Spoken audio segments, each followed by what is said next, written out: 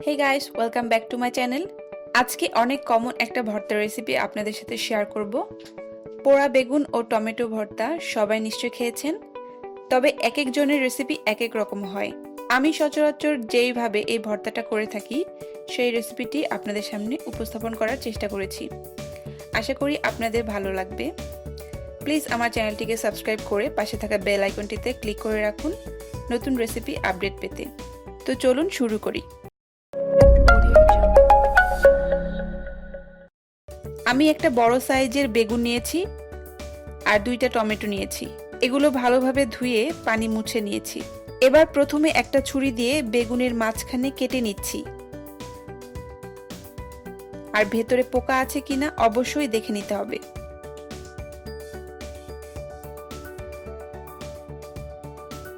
এরপর কয়েকটা রসুনের কোয়া ও কাঁচামরিচ বেগুনের ভিতরে দিয়ে দিচ্ছি।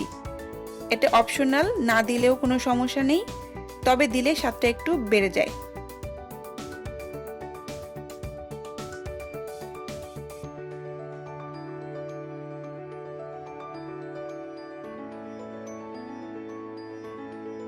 এখন বেগুন ও টমেটোর গায়ে সরিষার তেল মাখিয়ে নিচ্ছি।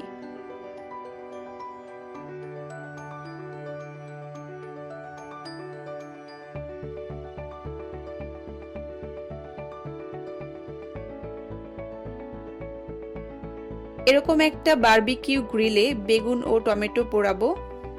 এখন বেগুন ও টমেটো গ্রিলে দিয়ে চুলার আঁচটা মিডিয়াম করে দিচ্ছি।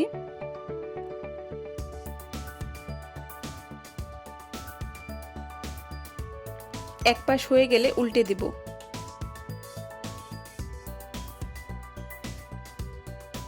আর এটা হতে মোটামুটি 20 থেকে 25 মিনিট লাগবে, যেহেতু একটু বড় সাইজের বেগুন নিয়েছি।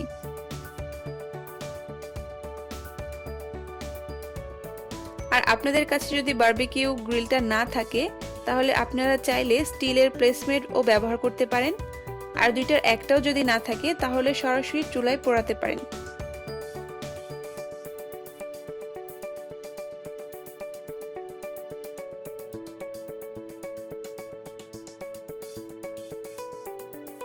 বেগুন ভিতরে পুরোপুরি সিদ্ধ হয়েছে কিনা সেটা বোঝার জন্য একটা ছুরি দিয়ে বেগুনের গায়ে দিয়ে দেখে নিচ্ছি। হ্যাঁ, বেগুন ভিতরে পুরোপুরি নরম হয়ে গিয়েছে। আর টমেটোও দেখে নিচ্ছি, টমেটো ভিতরে একটু শক্ত রয়েছে, তাই আরো একটু সময় চুলায় রাখবো।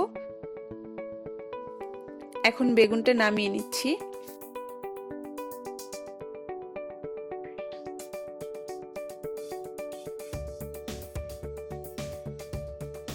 বেগুন আর টমেটো দুইটাই হয়ে গেছে, আর এগুলো নামিয়ে আমি ঠান্ডা করে নিয়েছি। এখন উপরের পোড়া চামড়াগুলো ছাড়িয়ে নিচ্ছি।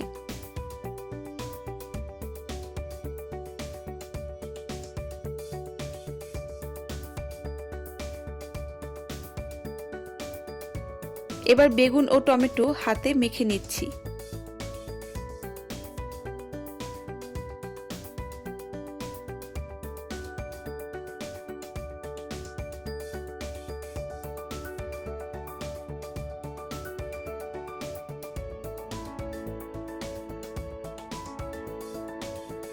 রসুন ও কাঁচামরিচ হাত দিয়ে চটকে নিচ্ছি।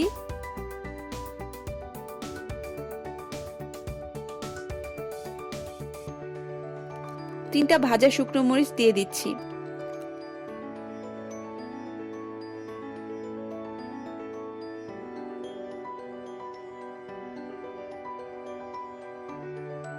এখন দিয়ে দিচ্ছি পরিমাণ মতো পেঁয়াজ কুচি, ধনেপাতা কুচি,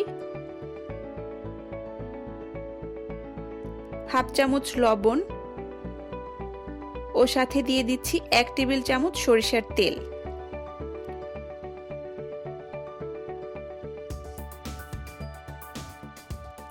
এখন সবগুলো উপকরণ একসাথে মিশিয়ে নিচ্ছি। তো ভিউয়ার্স, তৈরি হয়ে গেল পোড়া বেগুন ও টমেটোর ভর্তা।